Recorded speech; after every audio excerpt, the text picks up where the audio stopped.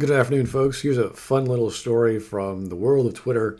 And this is between Jason Schreier and, well, the rest of Twitter, but mostly Troy Baker. But here Jason Schreier is trying to say that video games are too long, which is probably not the best way to start an argument or to start a statement or opinion on video games and their length. Obviously, he's referring to The Last of Us 2. He references that later on. But the idea behind The Last of Us 2 could have been easily edited. The experience therein can be tighter, or could have been tighter, so that you could understand these two storylines crisscrossing and what have you. And this prompts a whole bunch of responses saying, why are they too long? Why are they so short?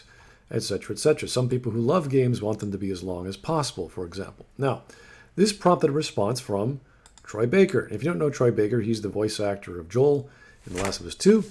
And he's defended the game. He's attacked people who released the leaks and a bunch of other things. Now, what he did was leave a quote from Theodore Roosevelt. It's called "The Man in the Arena." And he's trying to, I don't know exactly what he's trying to say here, but he's trying to say that the critic who counts, it is not the critic who counts, not the man who points out how the strong man stumbles or where the doer of deeds could have done them better. The credit belongs to the man who is actually in the arena. So he's saying, well, you don't have any skin in the game. You're just a critic. You just have opinions. I'm the guy doing the work, which is strange because the character of Joel was barely in the game. I'm sure he got paid well. I'm sure he did his lines wonderfully as everyone else did. But it's a strange thing to quote Teddy Roosevelt in this reference to heroes or people doing things properly, and these are the ones that should be getting all the I don't know. What is Troy trying to say here? I'm not exactly sure. They're the ones who should get the accolades, I assume. But there's nothing wrong with having a criticism. And nor does that disprove people's criticisms, whether it's a fan or a professional critic or an auteur or an amateur, whatever you want to be. You can criticize Last of Us 2, and you should have every right to do so. And your opinion should fall or rise based on the weight of your words, the references you use, and how good your arguments are. Now, this is on the 28th of June. On the 30th of June, he begins to criticize movies in one sentence, which spoiled the movie for that sake. So someone told me Citizen Kane was about a rich dude's sled, and it saved me $2 and $20, which is, I guess, a slight at people who are saying, "Oh, I'm so glad the leaks came out about The Last of Us 2, so I don't have to spend $60 and play all this time as a villain or what have you." Someone told me Brad Pitt was just Edward Norton's imaginary friend, and it saved me $2.5 and $20. And who cares if they make soap? And this is about Fight Club and the reveal, the big twist at the end there. And who cares if they make soap? This is a reference to how they use soap or the chemical extraction of glycerin from soap to make bombs at the end of the story, if you care about chemistry. Bruce Willis was dead the whole time, and it saved me $2 and $20. I mean, he was John McClane. You don't think he would know if he got shot. Way to ruin Die Hard for me. I don't know what the hell he's saying here. This is in reference to two movies with the same actor. One is The Sixth Sense. The other one is Die Hard. I think he's just ranting at that point. That's kind of a silly statement to make. This thread wasn't meant to point out varying opinions of criticism. I actually welcome those and have built a career on taking criticism. Direction is essentially that. If this guy built a career on taking criticism, he's not doing a very good job being the poster boy for criticism. Because if you are building a career on criticism, you should respect every single critic out there who has something to say about your work. You'd be like, hey, you know what? As much as I hate criticism or hate being talked down to or being told how to act, I gotta respect my coach, I gotta respect who's in charge of voice acting, and I gotta respect the critics who may criticize my voice acting or the game as a whole. This is not the reaction to someone who is critical or who cares about criticism. This is someone who's attacking criticism. This was my admittedly very self-indulgent way of pointing out the fallacy in the argument of forming an opinion without first-hand knowledge. And here we go. The leaks were long. They were over an hour and a half. We had some gameplay after that, which was roughly 3 to 4 hours. We saw enough context to know how bad the intro, the first few hours, if not the first hour and a half of the game was. They did Joel dirty. They didn't handle his death properly. They did not introduce a character called Abby properly, and they didn't know how to make them get you to like her properly. Now, if you are the player who liked Abby, good for you. As soon as you open your mouth and criticize why or tell us why, that's where we're going to have a problem.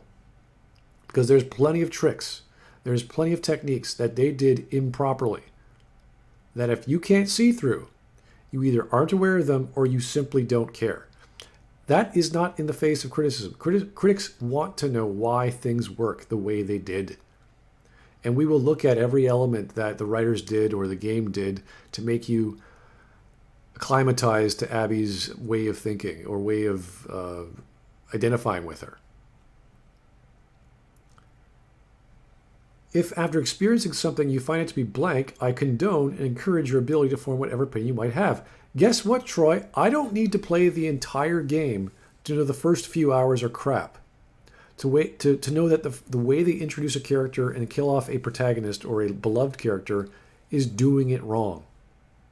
It's not to say they couldn't have used that technique or done the idea of killing off a character in a zombie apocalypse story. That happens all the time, whether it's in books or movies or TV shows or video games.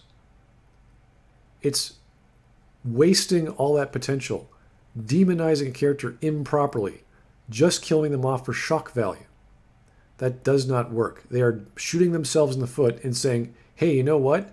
I may have shot myself in the foot, but just wait on for 20 hours or 25 hours. I'm going to prove to you that I'm not only able to give myself a handicap, I'm going to make you love this story. And sadly, hundreds of thousands of people disagree, as we see from reviews, at least on Metacritic. And I agree, we must all be prudent in which experiences we choose to invest, but it ain't the table's fault if you can't afford the buy-in. You see, this is the same childish, ridiculous argument from the fanboys. Oh, you haven't bought the game? Your opinion doesn't matter. Oh, you just watched the leaks? Your opinion doesn't matter. Oh, you just watched 10 hours of a Let's Play? Your opinion doesn't matter. I beg to differ. I think I have just as much critical thinking skills whether I'm holding the controller or whether I'm watching it on YouTube. It makes no difference to me. I don't need to know every single element of a game to be able to criticize one aspect of the story in that game. It's not rocket science. This is not some complex calculus that I need to have charts and bar graphs and record my feelings every moment. I went through the 9-hour video on YouTube looking at all the cutscenes, and they were shocking. They were brutal, and mostly they were boring and long and drivel and small talk. So if you want to put your other actors on a pedestal for reading their lines because they can make small talk for 5, 6, probably 8 hours of those 9.5 hours I watched, okay, but I have higher standards for dialogue and storytelling, whether it's in video games or movies or books. I encourage all of us to listen and learn, engage with respect. Well, the sad thing about Troy's examples here, Citizen Kane, you know the reveal of what Rosebud meant, what the sled meant? That happens right at the end of the movie. You know the reveal about Brad Pitt being a dissociative identity of Edward Norton? Happens right near the end of the movie. You know the scene with Bruce Willis in The Sixth Sense where it's revealed he's a ghost? Kind of happens near the end of the movie. You know the scene with Abby where she kills Joel? Happens right at the beginning of the story. It's the only framing we have of Abby at that point in time. Everyone hates Abby at that point in time. And then they have to dig themselves out of the hole they made for us to like Abby. And they say, as other people have said, they use every trick in the book. They have her pet dogs. They show her friendships. She has problems with her friendships. She's trying to be happy. She's trying to have a relationship again.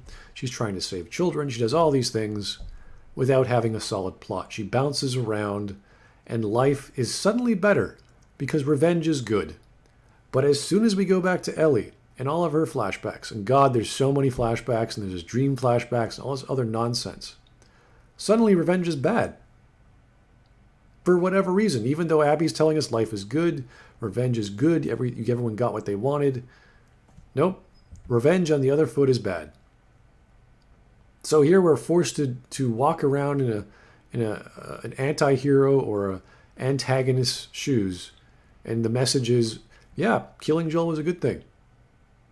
Life is better. I'm part of a group. Everyone loves me. And then for some reason she gives up that group because she wanted to save some kids. Everything she's been doing for the past 5 years to get Joel suddenly doesn't matter anymore because Joel's dead. And you may as well change your affiliation with your faction because some, I don't know, some guy or girl called Lev or Lily has a sister and the sister's being attacked and they saved you once. So you gotta go save them. Even though your family is this entire community, you're just gonna throw that all away because you want to help some kids. So that was fun. Thanks for listening, folks. I hope you're having a great day. Take it easy.